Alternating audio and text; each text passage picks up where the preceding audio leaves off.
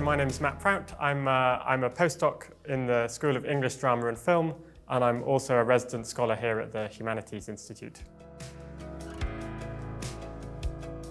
Yeah, so at the moment I'm working on sort of autofiction and autotheory. So these are two genres of literature that are quite voguish at the moment.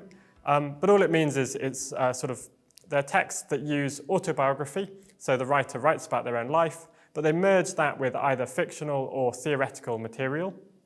And then I'm also interested in this much bigger question that I like to phrase in the following way. What's the point of thinking about stuff? So what's the nature or the value of philosophy or thought? And my idea is basically that these texts, these autofiction and these autotheory, they allow us to think about that relationship because the writer does some thinking, but they also situate that thinking within the life of the writer. And so you can see the sort of relationship there, and it's an interesting place to think through that question.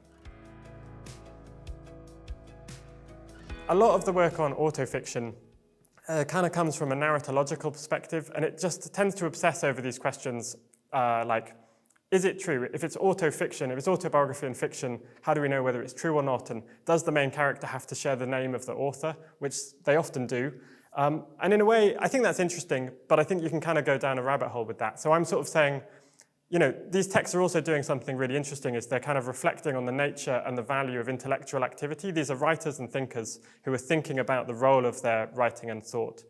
I suppose I could also say it goes against a popular line of thinking. There's a book recently called Immediacy, and it's this idea that your experience, this is a Marxist view actually, that your experience kind of doesn't grant you a proper access to how things really are, because the economy is this much more complex thing and our experience is kind of false.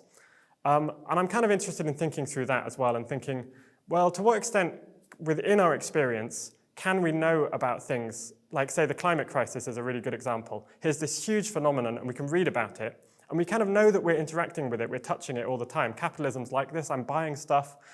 So it's in my experience, but it's also something that kind of goes above my experience. And then how do I make sense of that? Well, it seems to me I make sense of that within my experience, ultimately. That's where everything kind of gets worked out. And again, I think that these texts I'm looking at are often sort of thinking about that space where these different types of understanding interact with each other.